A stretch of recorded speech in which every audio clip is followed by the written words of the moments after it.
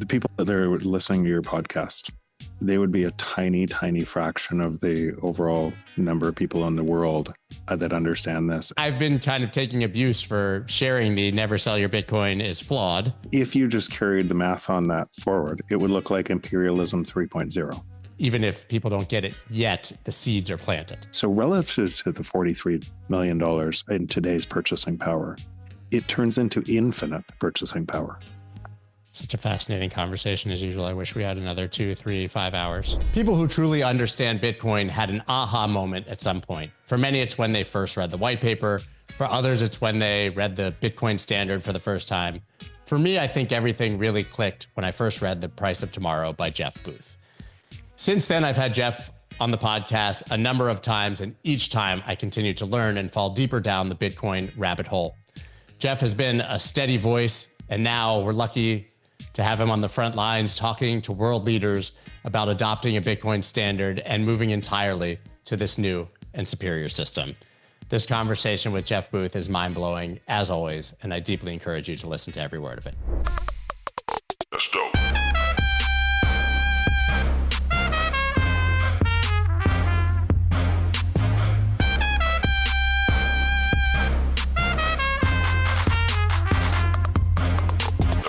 So we had a bit of a historic moment this week, which is probably the best place to start in a conversation with you. And that's that Moody's, the third of the major credit agencies, finally, for the first time, downgraded United States debt. Now, I think markets have shrugged it off. People have largely shrugged it off. But to me, it's a huge signal.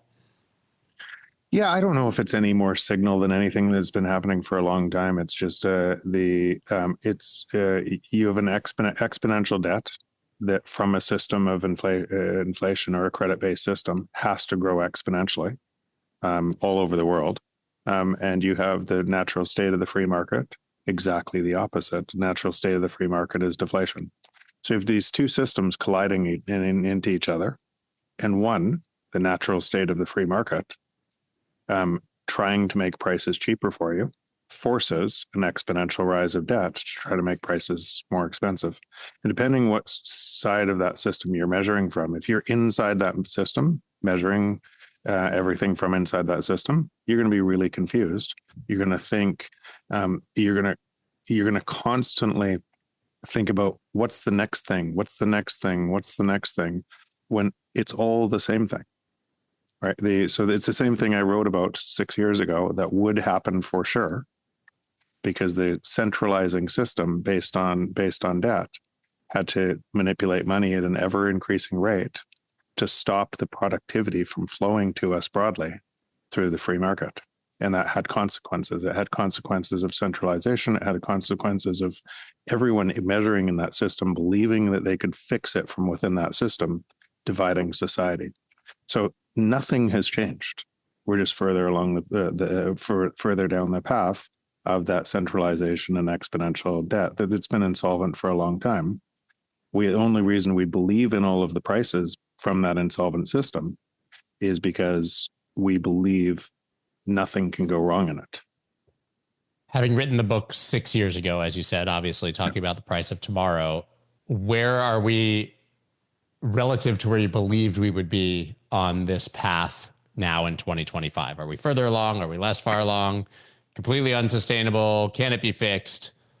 So we're exactly like, so I read a passage to somebody the other day that talked about AI, and that AI had been moving exponentially since the 50s, and that most people were measuring AI moving linearly, and that would mean that AI would move faster and faster and faster, and we would use AI. And we would use AI because if we didn't use AI in our businesses, then other people wouldn't use our goods and services, right? So we're a part of the economy. We choose more value. So how could we choose more value? And you have exponential AI or not just AI, but exponential technology trying to make things cheaper, and things not get cheaper if we're a part of the economy. And so we're exactly where I expected to be. A different passage in my book, I wrote, it's not the looking backwards thing I'm worried about. It's the looking forward, the exponential rise of debt to try to stop that, the exponential manipulation of money and the centralization that would bring, and everyone believing that there's a fix within the system. So I would say that we're exactly where I thought we would be.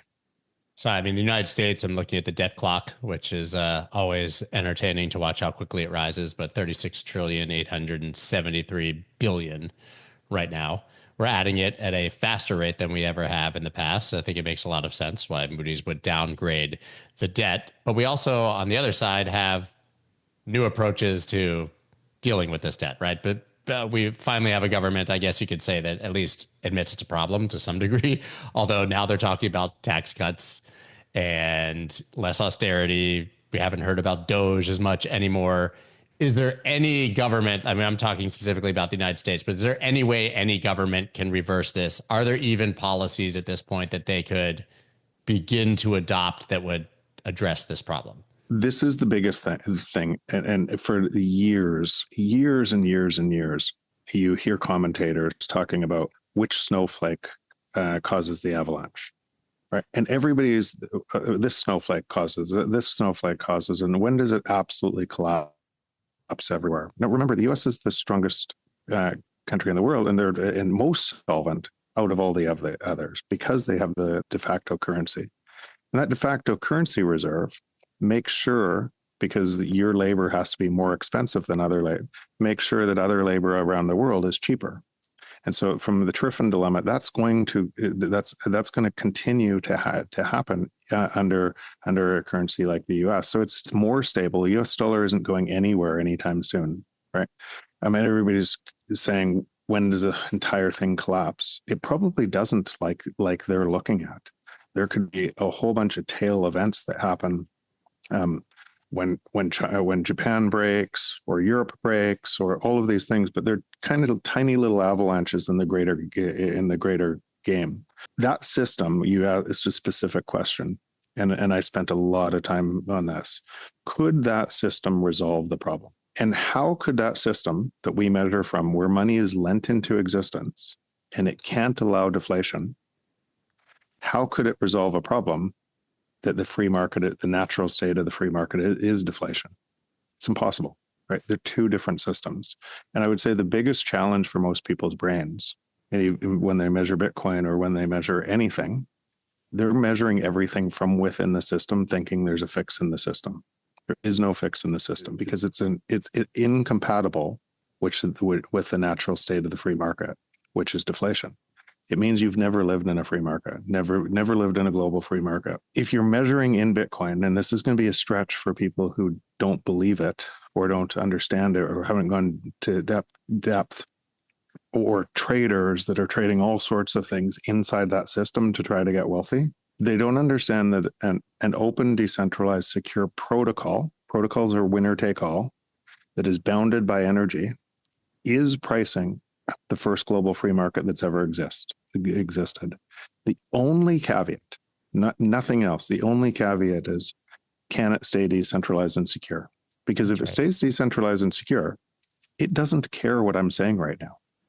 Every 10 minutes, there's a new block bounded by energy that the nodes confirm, and 16 years of trying to break it, biggest governments on the planet trying to break it, all of the nonsense trying to break it, it doesn't care if there's $100 trillion printed, $10 trillion printed, doesn't care about tariffs, doesn't care about anything else. And if you measure in the energy-backed system, Bitcoin, all prices are falling exactly like you would expect. All right. It's about the denominator. So listen, that wasn't the direction I necessarily wanted to go in, but perhaps it's worth having a conversation on what could be threats to the decentralization and or security of Bitcoin, because you said as long as it remains decentralized and secure, there are no threats to it. It's basically an inevitable future. We have a world where certainly governments and institutions and Wall Street are getting much more involved in Bitcoin. We know that mining, you could argue, becomes progressively more centralized as larger miners take more of the hash rate, which has sent hash rate skyrocketing. Are there any threats to the security and or decentralization of Bitcoin? So this is, I've spent a lot of time here. I don't think so, but that sounds off the cuff, right? You'd have to go, I don't think so, because I've spent 10 to 12,000 hours trying to find them. the opposite view, that I took a view that if in 5,000 years we've never lived in a global free market and we were part of the market, but through our actions and pricing or trying to achieve more value, and our actions in trying to, a free market has to provide more value. But we've never actually experienced one, totally a global free market. The US did, but on Declaration of Independence and Constitution for a while until it was taken over by the Federal Reserve. And that led to incredible prosperity and all of the people moving to the US to take advantage of free market, better ideas, more ideas on net, which created the biggest superpower in the world, right? Out of that. But we've never lived in a global system of that. That was my next question. I was like, you very specifically said a global free market. So since we've had globalism and, you know, this level of trade, if I was to say free trade, but this level of trade and interconnectivity among the world, there's never been a free market. It's just a giant banking cartel. Like if you just ask yourself really quickly, and then who has the power, who has power over all the media and everything else, it gets more and more centralized, more and more control over the top. Where does centralization come from if the natural state of the free market is deflation? You get richer every year by everyone's work for you, whether you're doing anything or not. So where does the inflation come from? There is no natural inflation. It all comes from money supply, where who you don't have a vote in it. You have no vote. So do you actually live in a democracy anymore if you have no vote in the thing that steals the most of your wealth, and you don't have a choice? And everybody's measuring from that same system. So yes, it has to, the worse, it has to keep getting worse. And worse than that is the media that they're watching, all of these things are inside that system, and they believe it's somebody else's fault. And they're, by trying to make more money in that system and trying to protect their own savings in the system that the denominator is constantly changing, they're creating more and more centralization, and they don't realize it. So now you ask the question on Bitcoin, could that risk Bitcoin? Right. So let's just follow the math on what that would look like. So if you're in Bitcoin and if you're in self-custody and holding it in self-custody, you are outside of that system and the system bounded by energy. If you run a node, you are part of the vote of Bitcoin, right? You're part of people have to come through your consensus to be able to try to change Bitcoin. What do you think the people centralizing and essentially trusting somebody else with their Bitcoin are doing? Do they run nodes? Are they a part of the network? Are they spending in Bitcoin? Probably not. They're trying to make more money in the existing system. And what they're doing is introducing counterparty risk to trust someone else. They're bringing Bitcoin into that existing system. Exactly. And if it looked like that, what would happen is, if I wanted to try to centralize Bitcoin, that's what I would do. I would say, let's make this legal. Let's do this. Let's get as much as we can. And don't worry. We're the bank. We're going to protect you. You can trust us. And I would get people to do that. But as long as enough people don't do that and run nodes, and more people understand the specific thing I'm talking about right now, that has zero risk. Zero. So there's no risk to this massive holdings of BlackRock, although that's on behalf of their customers, or the United States government adding a strategic Bitcoin reserve, or any of those things. Zero. Because what will happen is, if one day that system came and said, you have to use our Bitcoin, right, on the inflationary system, what do you think the nodes all over the world would do? You can take it would look a lot like Bitcoin Cash. It would go to zero, right? Yeah, exactly. There is no risk. So when you understand that at that depth, or understand quantum risks or anything else, or if you thought about those risks, when you understand you can move your time to the new system and vote with your time to be able to remove the risks and to spend, that's what we do in Ego Death Capital. Right, we're building all the layers on top of this by investing in companies that are creating tons of value for users that are going to get trapped in this other system, and the new rails of the new economy are building in parallel. And every single person on earth, because it's an open, decentralized, secure protocol bounded by energy, every single person on earth that's stuck in a jail cell saying, when is the collapse? When is this going to happen? Is they're feeding more of their energy to that? The jail cell door is open. They could just walk over to the other side and spend their life in a better system that is in service to them. So I find it crazy that people spend so much time talking about what those people are going to do, right, when they don't have to.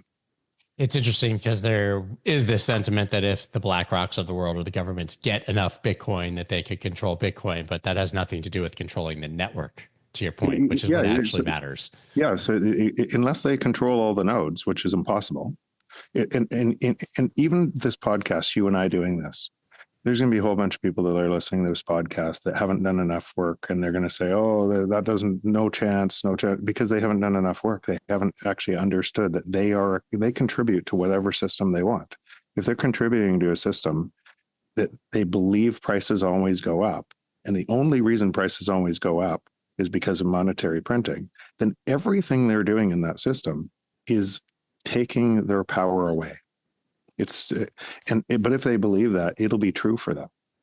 If you're in Bitcoin, if you move your energy into the other system and you see what is actually happening, the energy backed system is repricing the world, and you have a choice of where you spend your time. It's an insane thought in general that maybe most people don't understand, that because our money is so poor at being money, the money that we have, that you literally have to be an investment professional or hire one just to beat inflation, right? And you can't, because inflation because inflation is incumbent in the system. When you say beat inflation, it's not from zero. It's from the productivity rate of the world, which is probably -5 and will move to -10. In other words, every year in the free market, you would get richer, even if you did nothing, because prices would continue to fall from other entrepreneurs trying to compete to provide you more value. It's just such a brain break, the cognitive dissonance, that you've always lived and measured from this system, and you believe that inflation is natural, and you haven't asked the question, and you believe economy requires inflation to be productive, and you've never asked all of the other questions and what that leads to.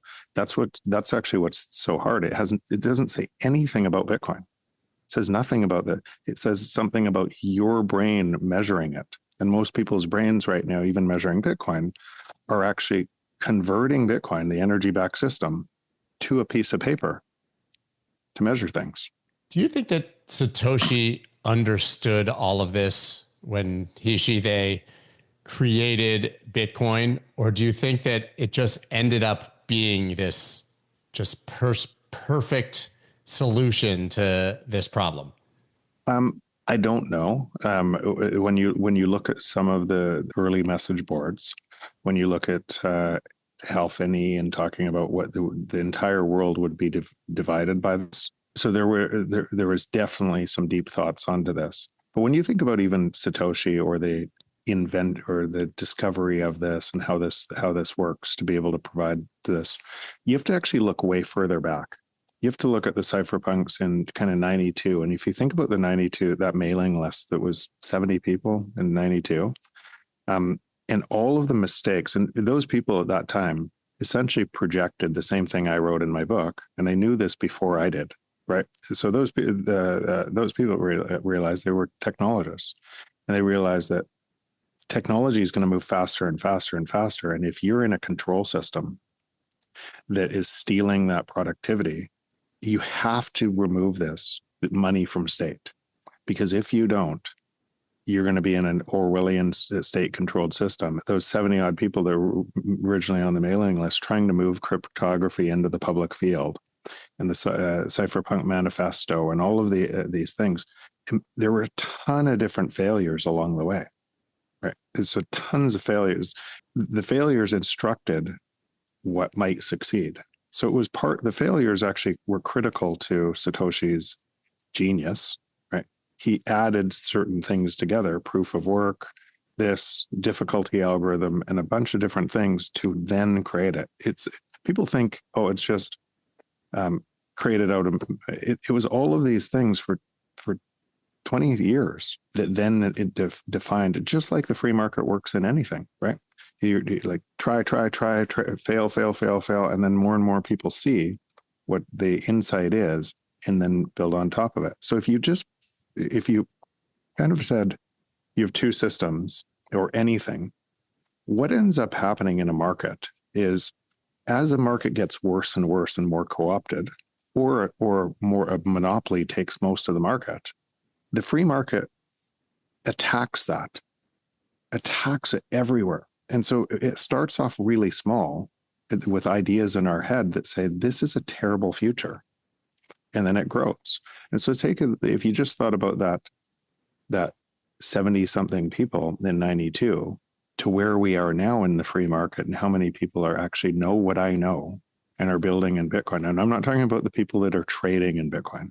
I'm talking about the people that are committing their time to this network, to expand this network. And that's hundreds of thousands, maybe millions around the world. And that network, that protocol is getting stronger and more robust out of that work.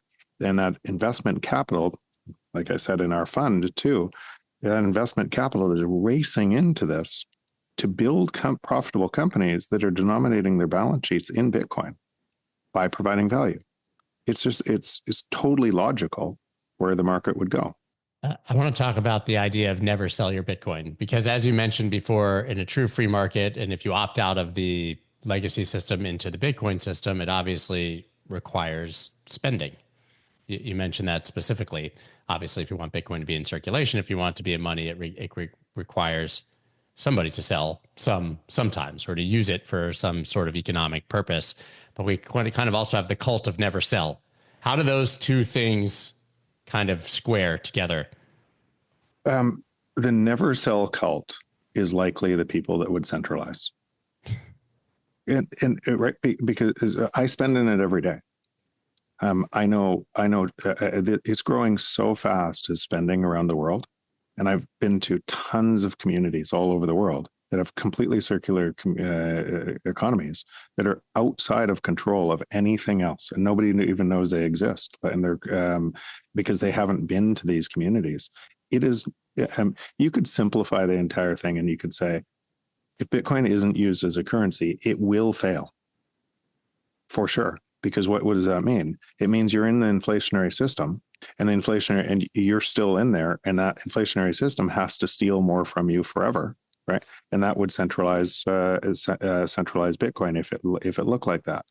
But also, what we talked about before, the free market always provides more value.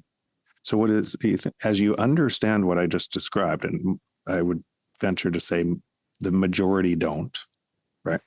But as you understand, you get to decide, and you get to decide where you spend your money. You don't have to go to the government to say, where can I spend my money? You get to decide peer to peer, and nothing can be done to stop it. You don't have to go through the banking rails. You don't have to pay 10% to a tax to be able to do the. You don't have to pay 2.5% to Visa for the vendor to take. So you have a peer-to-peer monetary system that's more efficient. And why is it growing like I just described? Why is it being used as money? Is because of that. Now, will everybody use it as money? No, a lot of people will take risks and centralize it and centralize. If they're introducing counterparty risk by centralizing, trusting somebody else with their Bitcoin, they're paying a fee to introduce risk. That's right. You're literally, I've learned that the hard way, and many people have in previous cycles. Yeah, of course. Yeah. But you learn a lesson. Yep. I guess the question is, though, you have that side of it. And then just going back to the original question is, if everybody's hoarding it, even if it's in self-custody, you still are not really existing in a free market that's decentralized. And so, I mean, you have to spend it. I've been kind of taking abuse for sharing the never sell your Bitcoin is flawed idea of late. Yeah. I've thought deeply about it, as you have about many topics, and I just don't see a world where it's good for everyone if the wealthy simply hoard it and never use it. And by the way, then it dies, as you Yeah. said. So it would look, if you just carried the math on that forward, it would look like imperialism 3.0. That's right? exactly right. It's All for you that's the never sell your Bitcoin is a luxury for the extremely wealthy. Yeah, it would be, and that's what it would look like. Which, if it looked like that, it would centralize and break. It wouldn't work, right?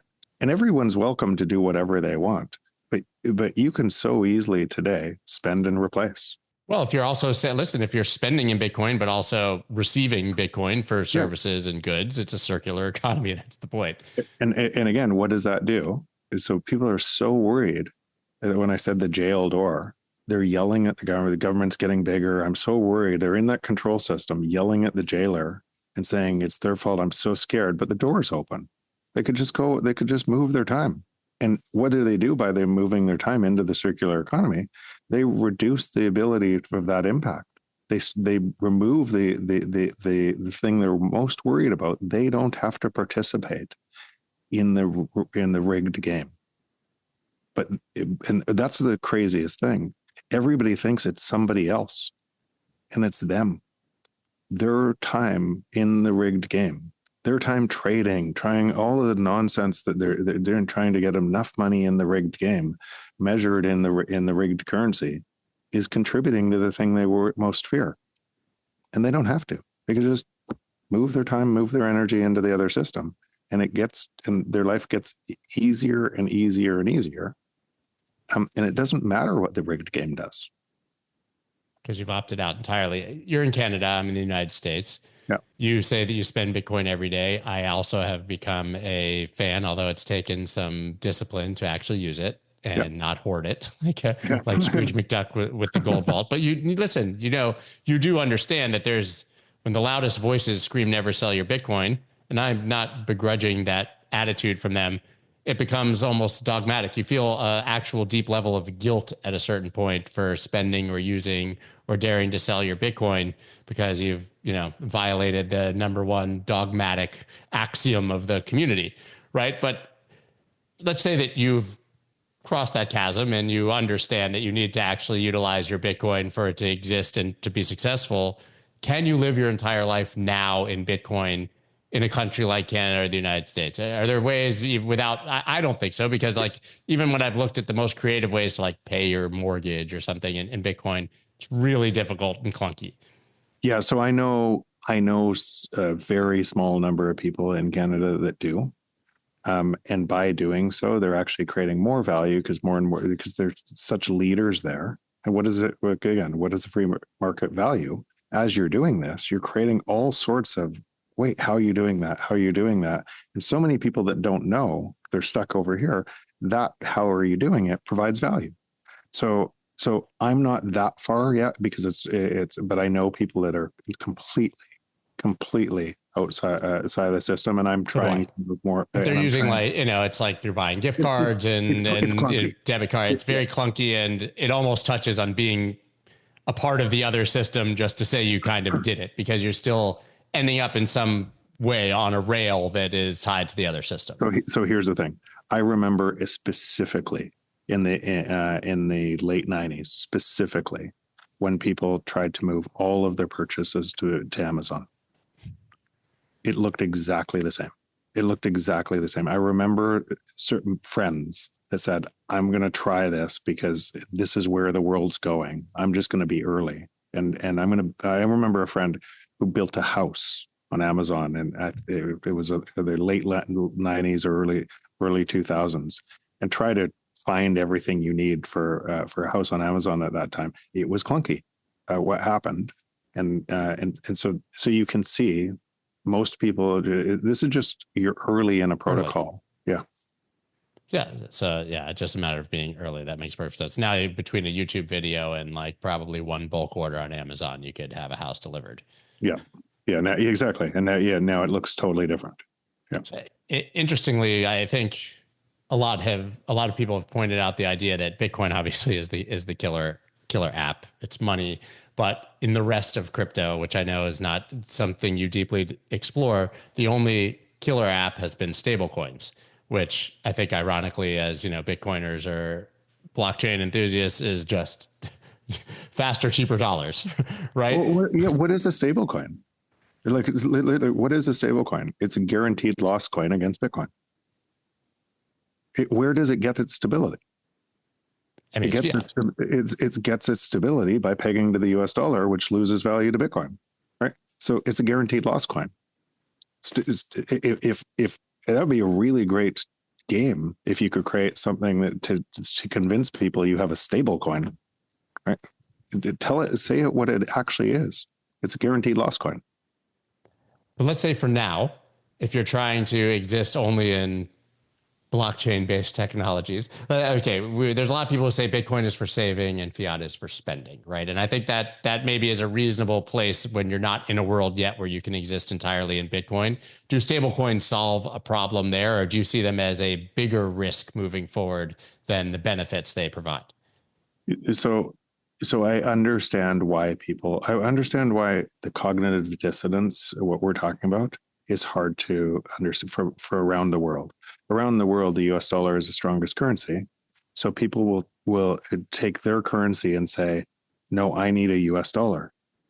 But if you measure, instead of the US dollar and strongest currency, if you measure the system from Bitcoin, you realize the US dollar isn't stable at all either.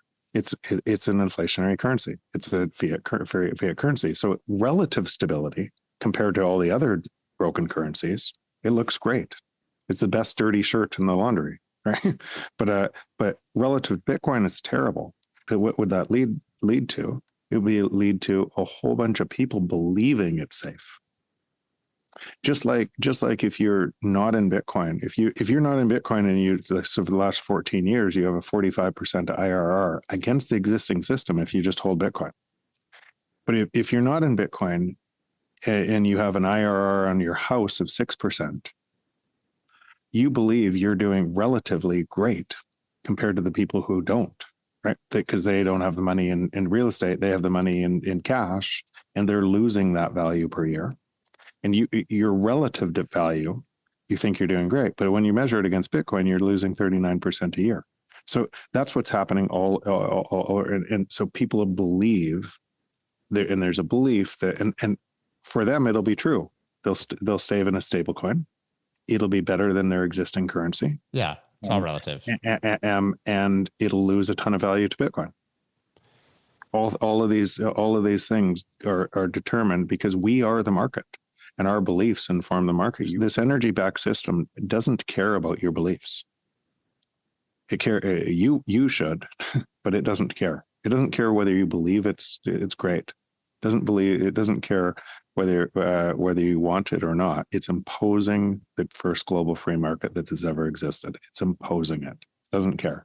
Surely, you presented this thesis years ago. As you said, there's others who had presented it before, but I think you brought it all together, and certainly in the mind of Bitcoiners have been pushing it. People are listening, right? I know you mentioned that you spent some time in El Salvador, but not just in El Salvador, experiencing the Bitcoin economy, but you sat down with the president and basically advised him and had a conversation on what the world could look like moving forward. What's it like to now be invited into the room with world leaders who maybe are not fully understanding, but certainly on the path to understanding your thesis? It's really happening. Yeah, and I want to be careful about advising. I went specifically because I wanted to see how deep he understood this, and the conflict that we just talked about, the imperialism 3.0. What does that look like? Did he truly understand what Bitcoin brought? And it's the first global free market, and El Salvador is early in that. And that meant that they're going to experience, if they continued that, an extraordinary wealth generation, ideas formation, everything else. That's what I wanted to see, because it's early in this program. So I wouldn't say advising. He asked me to come. I went to we spent 2.5 hours together, and I was blown away. So he really gets it. He really gets it. Like, I'll be blown away with, we need to get more citizens into self-custody. We need to get more spending on Bitcoin. He really gets it. And he gets it to the degree that, now maybe people could say, like, when you're reading the media and you're looking at both sides of it, he's locking up prisoners on, or the other side, you have these hero worshippers or villains, right? And people are on one side or the other, and they can't even get out of what is the first principle here. What does this look like? That's why I went. I wanted to see, does he really understand this? Because it's hard to understand, and if you've never lived in a system like this, you don't have a framework for understanding that system. He's super, super impressive leader. I can't say I'm one side or any other media nonsense, but he's a super impressive leader, and understand why he has a 95% approval rating. So he understands the problem, obviously, and I think he understands the solution. In your conversations, or even just if you were advising, let's say, how can a entire country move off this system that they're so deeply ingrained in? Because it's one thing for an individual to become sovereign, to self-custody their Bitcoin, to spend it, but for an entire nation to eventually cut the umbilical cord and make that move seems nearly impossible, especially when they're still beholden to IMF loans and the World Bank and all of the same things that we've seen in countries around the world. Well, look at what's happening. They're buying a Bitcoin a day. Look at the value of their Bitcoin holdings going up, and pretty soon they won't have any debt. So it's the same principle that any single person would. So you Scott, and this is why this is so hard to. There are levels and levels and levels of understanding this. You went through all of the trading and all of the nonsense and all of the loaning your Bitcoin, and you got burnt. You were early in this process, and those learnings were friends. We talked about this 5 years ago, that this would happen. When it happened. Yeah. You told me before it happened that it would happen. Yeah, some lessons, it's like your parents, some lessons you got to learn yourself. And that's what I meant. Everybody's going through this. Their cognitive dissonance of trying to understand this new system that is imposing different rules. And you can see that what that means, but individually. So what are you doing now as you've understood this? First, you start saving more. First, you go through this path of all trading. You end up realizing you only cheated yourself. Yep, you could just say nothing of time and effort and Bitcoin. By the way, it's not just the Bitcoin that you lost or that you would have made more money. You literally wasted hours and hours of your life. Yeah, there's one rule in Bitcoin. There seems to be one rule: do not cheat. Yeah. Because every single person who's tried to cheat Bitcoin, including Vitalik, including all of the people, if they just held Bitcoin, they would have done better. Right? All of the nonsense. If Coinbase held Bitcoin instead of traded all of they'd have more Bitcoin than MicroStrategy. There's one rule in Bitcoin: don't cheat Bitcoin. A cooperative, competitive protocol gets better by just being part of it. And so what would that look like to you? What did it look like to you? Same thing. If you're in this and doing the right thing in Bitcoin, your life gets better and better and better, and all the time frees up, and all of the nonsense that it used to look like, right? And then you want to start spending in it, and your life gets even better, and you start to see what life would look like in the different system. It takes a long time because your brain is actually changing from what you've always believed to the new system, but it is true. What would it look like for a corporation holding Bitcoin? Exactly the same, right? What would it look like for a country holding Bitcoin? Exactly the same. It would look like that for every single person on this competitive cooperative protocol. It would look like that no matter where you were in this. As the country did that, and they generated more wealth for their citizens because their wealth couldn't be confiscated, the natural progression will be for them to adopt a system that's working. Their citizens would prosper. Yeah, exactly. Their citizens would prosper. And that's just because we're early on this doesn't mean it's not happening. It's growing exponentially, and all of the value creation is on top of it. I can't believe people can't see it. You mentioned companies, which we haven't really dug into too deeply. So I'm a huge fan of companies buying Bitcoin to replace the cash in their treasury. I have my concerns about more and more companies taking on different versions of financial engineering to buy Bitcoin. I think it works maybe with 1, 2, or 3 of them, but I'm concerned that if we get to 10, 20, or 30, that could actually be the next bubble. You can expect the next bubble. Now, it might be at a way higher number. Yeah, I'm not saying today. If your entire business strategy is financial engineering to collect more Bitcoin, then what value does that provide in the free market? Right? What goods, like, what is your long-term business to be able to provide value? Like, long-term business provide value, and they make money by providing value to somebody else and it's a competitive force. Other people then try to beat that business. So if it's just financial engineering, that is centralization, which drives more risk. And at some point, the same thing that works on a way up unwinds on the way down, and those same people that are holding it will be selling it into a market that's destroying their balance sheet and so you get these.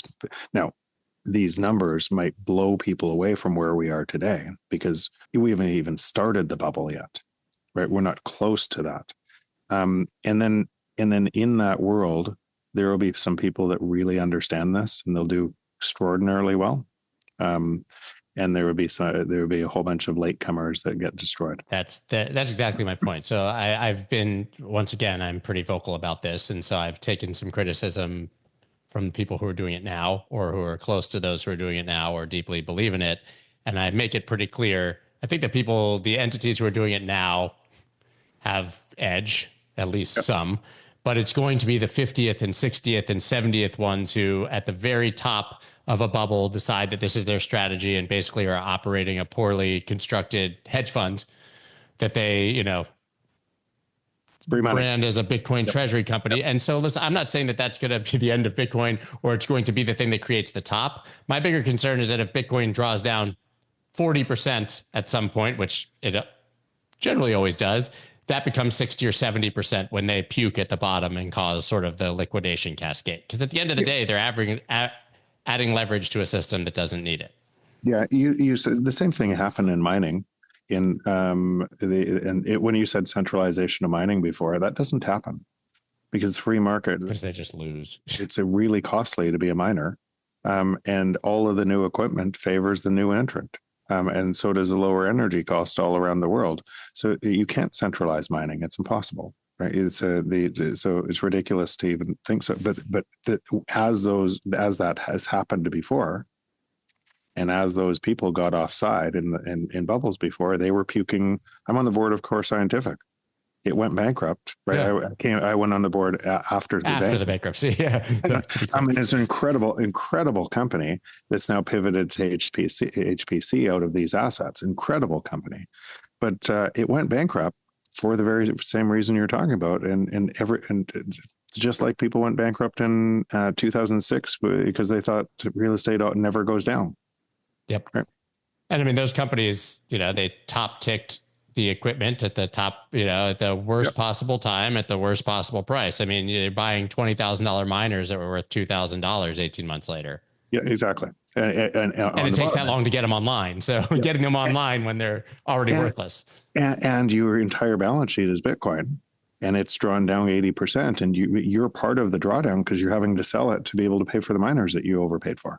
Right. So this is just fear and greed in markets always does this, but you don't have to. You can tune out of the whole nonsense. You can play a different game. We know that this is going to happen. We know that it always happens, and this has always driven bubbles about the irrational exuberance. We know that all of these things are going to happen. We're very, very early in this next cycle, but it's going to happen too. And then as it does, it's different this time. It won't be different this time. Yeah, the Bitcoin treasury companies concern me, and the fact that miners are becoming Bitcoin treasury companies to some degree, or using the same, debt structures and convertible notes to try to get more Bitcoin. It also concerns me. I had a long talk actually this morning on Twitter Spaces with Gary Cardone, Marshall Long, who you probably know, and Ryan Condren. Bunch of, not Gary as a miner, but he's done a lot of work on it. But the others as long-term miners. I didn't actually realize how bad of a business Bitcoin mining was until they were really breaking it down in detail when you add in all of the expense, what the cost to mine really is right It's a now. terrible business. It's a horrible business. They're all wildly underwater and now taking on more risk. So to your point, Bitcoin doesn't care. We saw what happened when China went offline, right? A temporary 50% dip in hash rate, which was immediately consumed elsewhere. But these companies also, some of the publicly traded miners could become problematic for the market. Yeah, temporarily before that is replaced. Yeah, and probably in this cycle they don't probably they'll look like heroes because they were holding a lot, and as more and more people buy, nation states try to buy, companies buy, everything else, they'll look like heroes.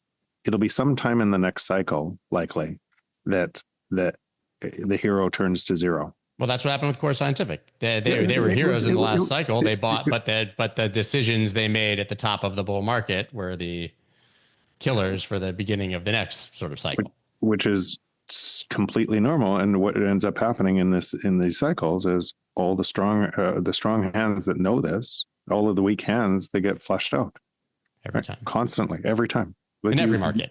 In every market, and the people that have tuned out all of the noise and just realize what's the first principle here, what does this look like over time, as they spend more time, they can completely remove themselves from almost the day trading mentality of what this looks like. It's so interesting looking at how these cycles have repeated over and over again. Do you think we get to a point, and I'm not saying with Bitcoin price necessarily, it's going to always have drawdowns because it's denominated in this other system, obviously. But do you think we get to a point where those become extremely shallow and we just sort of, march onward as people adopt it and price just sort of steadily goes up without the huge swings up and down? I don't think so. Not for a long time. The people that are listening to your podcast, they would be a tiny, tiny fraction of the overall number of people in the world that understand this, and the people that really understand Bitcoin, like really depth. If you said this funnel of 8 billion people in the world, and this new system is imposing this discipline, and every single person in the world has to go through the same lessons you went through, right, to understand this, and then they're measuring this protocol from the other system, then that's going to be a complex, chaotic change to the new system, because it's the change isn't the system, the change is us, right? The change is where we put our energy. The change is actually that, and we don't know, and most people don't know what this looks like, and going through that path of trying to trade it for fiat currency, believing there's a hero in some sort of government that's going to save you. All of these things are part of the journey to understand you can save yourself. You don't have to worry about any of it. But because that change is within us, it would appear, if you looked at that, how few, the number of people in Bitcoin that understand what I understand is a huge number, like way more than 70 people in the early going. You could add yourself as one of them right now, right? How deep you are on that, and more voices there. But it will seem like that's a small number of people in the amount of people and the amount of noise that's just starting to understand this. It would seem like, oh, there's a risk of centralization because all of those other people are talking about it every day. There isn't. It would appear that way, as this chaotic system had to, like, it's a phase change. It's still going to take a long time. It's going to take a long time. It's going to be chaotic. Different countries are going to choose different tactics. If a country is trying to stop this, though, you should get out as fast as you can. Do you view the United States as a country that's trying to stop this now, or do you view the United States as a country that's on the right path? I think the United States is, because of the Constitution, because of the Declaration of Independence, because of what because of the way the states are formed. I think, thank goodness for the United States in bringing in allowing freedom and individual rights and freedoms, because without the way that was constructed, the world would look in a worse spot, because of the way the people in the U.S. think on this, and will fight against this to be able to protect their individual rights and freedoms. I think that is so natural for Bitcoin, and it provides a real strong addition. Such an interesting answer, because my question was more specific, I guess, to regime change and the things that have happened over the last few years. But your answer makes a lot more sense, which is that this is one of the few places where that freedom is so deeply ingrained that even if people don't get it yet, the seeds are planted. So that's it. And how does change happen? Change always happens from the outside, and the change from the outside looks crazy to people in the center, into the middle, right? That's when people start saying trust the science. You've so lost the plot, because science is don't trust the science. Science is the constant pushing the boundary to kind of what's new, how do we challenge this? And so when you hear these things that are around all over media that keep on saying the same thing, then that's a reason to put your flag up and say, I'm going to look elsewhere. But don't trust verify. Anytime someone's saying, hey, trust me, bro. Yeah, totally. The best signal that maybe you can't trust that person.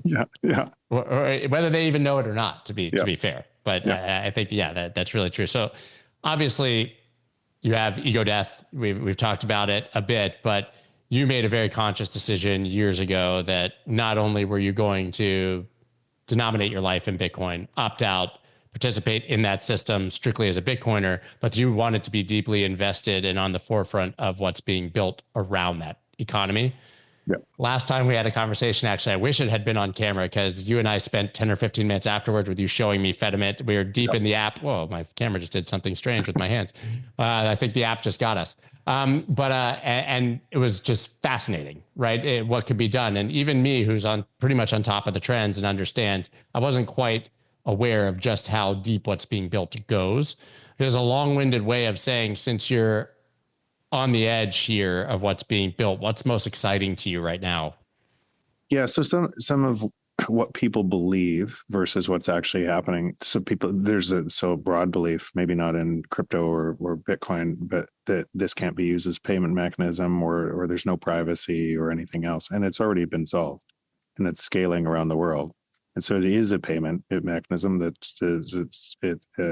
is peer-to-peer all over the world through Lightning. Lightning is the common language. So that would be layer 2. You have Nostr, which is a completely decentralized. It's not just a social media platform, but it's something that you can't be shut off. Your voice cannot be shut off. No client on top of that can take your followers and shut you down. To me, that people aren't on it, and they're on YouTube and they're on Twitter and they're on these things that they know for sure that the algorithm can change and take them out tomorrow, and they're spending all their time on this. It boggles my mind that they're wasting their time and energy building audiences for somebody else's platform, thinking they're going to get paid, when this other system is exploding. Right? It's still early, but it's exploding, and you cannot be shut off. So you have these layers of decentralization at the protocol layer. If you just said Bitcoin at the base layer, Lightning, which enables things like Nostr, which communication layer, which Fedimint, which is another layer that adds complete privacy. It actually may be the only thing, because Signal is a centralized server. On top of Fedimint, you have total privacy of communication, complete privacy of communications, and complete privacy of money. These are already built, and they're growing really fast on top of Bitcoin. So you have a protocol stack that looks like the internet, grounded in energy, base money that can't be cheated. That's where all of the excitement is. And why would the excitement be there? Because it's solving the problems from our centralized system that nobody knows, or the problems are originating from. We're investing in companies that are turning profitable pretty quickly. But when I say profitable in Bitcoin, so they're adding Bitcoin to their balance sheet each month. They're growing extraordinarily fast by providing this type of value. And I can't believe people can't see it. I can't believe you would spend money, be in a crypto investor on tokens, when there's so much value creation, long-term value creation on this protocol. You know, I found it so interesting of late that when Bitcoin goes up, I can just anecdotally feel anger, disillusionment in my Twitter feed. Yeah. And I've come to realize how few people who are in crypto are exposed to Bitcoin now. Because it used to be that, you know, when I got in, even in 2016, I was late to whatever degree. But even if you wanted to trade, your trades were denominated in Bitcoin. So you were looking at your Bitcoin stack as the benchmark of whether you were successful or not. Once stablecoins came in, that ceased to exist. But I guess it's just taken me this long to realize that most of those people are really just trading memes, or they were here for NFTs, or they're, you know, deeply in some other ecosystem and don't even have exposure. Which is why I've always said they're two different asset classes, and I'll die on that hill. But that really has exposed that. It's more than an asset class. It's a protocol. It's a protocol that is just shifted in everything. It's repricing. It's not an asset within the existing system. It's outside that's repricing the entire existing system. Everything in the world will be repriced by Bitcoin as long as it stays decentralized and secure. So when you say an asset, the natural thing is because an asset you would price from within the system. Right. This is not an asset. It's a protocol. Well, I think they are. Yeah, but I think the rest of crypto is. Yeah, the rest of crypto, and I don't see any value in the rest of crypto because all of the things building protocols come in layers. Like the internet is the last protocol everybody knows. And they come in layers and they add more functionality in layers. That's what's happening in Bitcoin. All of this additional functionality that it offers now, unlimited payments, unlimited privacy, unlimited communications. They're coming in layers, just like the layers came in the internet. So what could you possibly put in it? Why would you use a centralized coin on anything? It's not. Well, I will say that at least some of them provided a good test net for the ideas that are coming to Bitcoin. Yeah, for sure. Like that's and I agree with, like, so if you said 10 years ago or 5 years ago, and you said if Bitcoin didn't have privacy, then the governments at some point would try to co-opt it, right? Or go after the people that were, and that would be a fair thing. And so I could understand the idea of you need privacy. It was the implementation of privacy in some other coin that couldn't have decentralization and security. It was the problem. Privacy has to come on another layer on top of Bitcoin for it to be a protocol. So that's what's happening. I just want to ask you, people are so obsessed when we talk about the cycles and pricing. They're so obsessed with what price will Bitcoin get to, right? Those are the biggest headlines that we have. And I know it takes a long time to reprice the entire world, but as you look at these cycles with one system going in one direction and another going backwards, obviously, right, is inflating its way out of existence, how high can Bitcoin really go? Or is it literally no ceiling? Or is that literally a flawed way of even thinking about it at this point? I'm going to first give you an anecdote from a conversation I had this weekend. One of the early pioneers, IBM Research, building the internet. Might be one of the wealthiest or hedge funds that ever existed. Because of the understanding AI and everything that is happening there. We were together this weekend, and his daughter said, "Well, we're late," and he said, "If what Jeff is describing, you're never late. This is literally everything." And so now let's ask your specific question, or go to your specific question. And I want to be really careful here because I don't measure in the other system. But if you instead measured purchasing power, if the total assets in the world today are 900 trillion, and they have this massive debt that is unresolved, and every asset is tethered to that debt, and that debt has to grow exponentially, and those assets compared to the debt will look like they're going up, but it's really the dollars going down. So everything in that system, but that system, if you add in derivatives and derivatives exposure and unfunded liabilities, that system has about $600 trillion of debt to $900 trillion of asset value. I didn't say the revenue generated from the assets. So think about that for a moment and think about how insolvent that is. Every single thing you're doing from within that system is tethered to the same system, and not just globally, same system. So that system is an unresolved pile of everything. It means every single asset that you believe is worth this is only worth that if the debt is solvent. Right? Otherwise, it collapses completely to zero, and that's not going to happen because you won't let it collapse. If it starts to collapse, you'll vote for tons of printing of money, which will debase further. Everything in that system is that.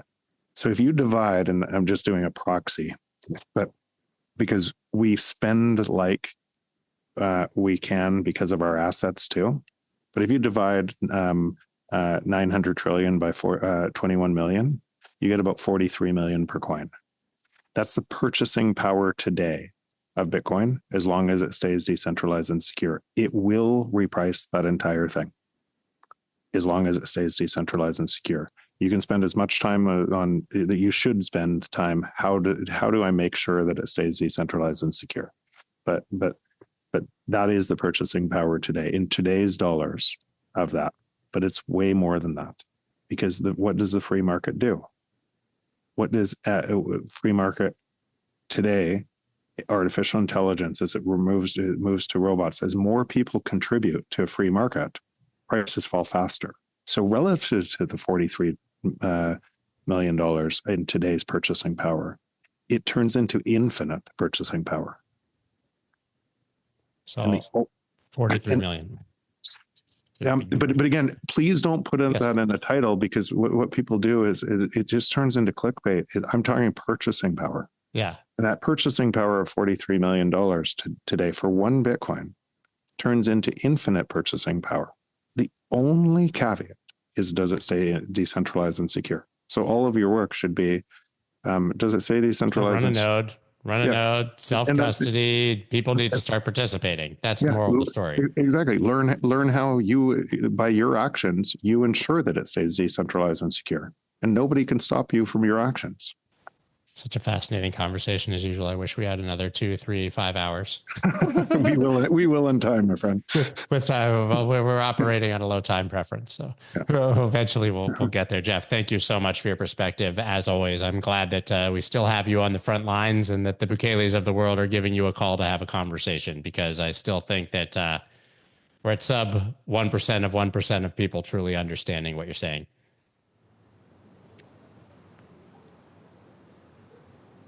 Awesome. Good. Great. We had to give that stare at the camera so they could cut us there perfect at the end.